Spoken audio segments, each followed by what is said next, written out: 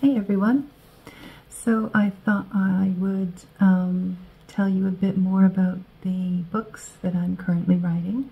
So I'm writing a new fiction series and I've been really enjoying it. The series is called Witches of the New Forest, and there's going to be quite a few books in the series, and I'm currently just finishing up book 2. Let me describe the plot a little bit so that you can understand just what it is exactly that I'm doing. We have 2 Canadian sisters, of course, had to be Canadian because I'm Canadian.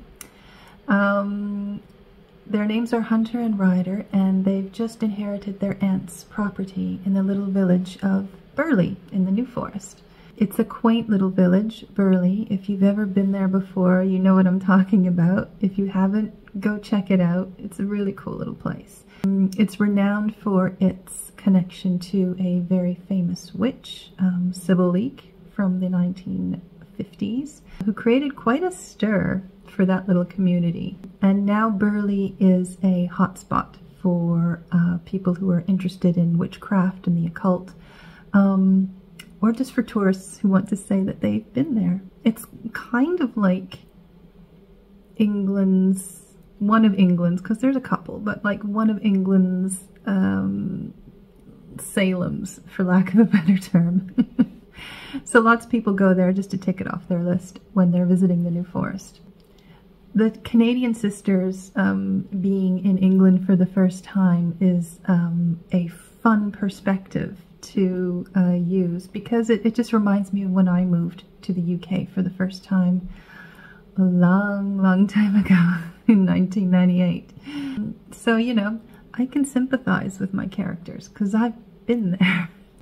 So yeah, Burley is this quaint little tourist hotspot in the New Forest, but there's a deeper secret. There are 5 families of witches that live in the New Forest whose magical powers have been passed on from generation to generation.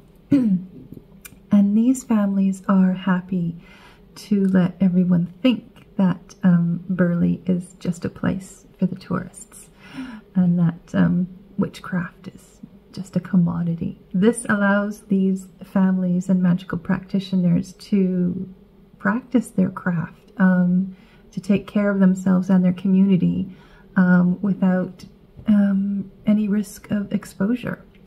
So they don't want a repeat of what happened in the 1950s when Leak invaded their little community and brought down an entire media circus upon this little place. Leak is a real person in history, and she did upset that tiny little village of Burley quite badly when she became very public with her witchcraft. This is all around the time of Gerald Gardner and the repeal of the witchcraft laws. She used to, you know, proclaim herself as a witch, and she would also walk around with her pet jackdaw, Mr. Jackson Hotfoot, on her shoulder. And of course the media loves it, you know, so they descended down on the little village of Burley in hordes and really just kind of upset the community. So much so that eventually her landlord kicked her out, and so she moved to the US, where she became a famous television psychic kind of witch. So yeah, so I kind of built upon that trope and decided that I would use that as a kind of underlying basis for the book, where there are real magical practitioners. I'm not saying Leak wasn't a real magical practitioner, but I mean like a hereditary line of witches that have lived in the area for hundreds of years, who don't want to have that kind of exposure in their community again, because yeah, they just don't want to be found out. They like the way that their lives are now. So in the first book, actually in the first 3 books, because the first 3 books are going to be a trilogy, mainly because there's a lot of exposition that needs to be done at least in the first book. We have to get to know the characters, we have to get to know the sisters, we have to get to know the place. And so I couldn't fit all of Hunter's story. She's the elder sister. I couldn't fit all of her story in one book because it's just too much. So there's going to be 3 parts to Hunter's story. She's the, as I said, she's the eldest of the 2 Canadian sisters, and she's the quiet and cautious one. She's a university professor. She's a professor of history. She loves folklore and she loves folk music, and she's a very solitary creature by nature. Does she sound kind of familiar? Probably, because a lot of me is in the character of Hunter.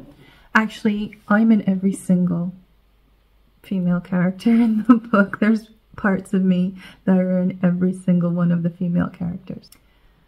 So yeah, Hunter and her sister Ryder, they learn about their heritage as well as the deeper secrets in the village of Burley. There's also going to be a love story in it because I love a love story. Who doesn't love a love story? So Hunter meets Jack, who is a druid and a park ranger for the New Forest. So yes, there is druidry in this book too. It's not just witchcraft. And Jack eventually manages to capture her heart and win her over. Hunter has a very guarded heart because she's been burned before in the past. But Jack's support for her coming into her own power, not to mention the fact that he's like just drop dead gorgeous, that totally wins her over in the end. We also have other characters coming into the book, such as Jack's sister, Elspeth. She is the next door neighbor to the property that the sisters inherited from their aunt. And she's also the owner of one of the witchcraft shops in Burley. And she supplies the goods that the witches need in the local community, as well as she's got like a real witchcraft shop, you know, as opposed to like the tourist tat that you can sometimes see. She runs like a beautiful kind of heritage building that has, you know, the witchcraft shop in it and stuff like that. Really kind of oldie worldy style. And yeah, she's kind of like the prominent witch in the magical community. She teaches, she runs her own coven, and she begins to teach the 2 sisters the ways of witchcraft so that they can come into and understand more about their own heritage. There are also other characters that enter into the story that will have their own books later on in the series. So yeah, watch this space. It's going to be interesting writing from all these different perspectives. Back to Hunter's story though, Hunter learns a family secret that will change her life forever. It will lead her on this journey, you know, that she could never have possibly ever imagined. She and her sister will meet all sorts of mystical and magical creatures that live in the New Forest and that have lived there for hundreds, if not thousands of years, because Burley and the New Forest are very liminal places. They are places where the veils between the worlds are thin and full of magic and mystery and folklore, at least historically speaking.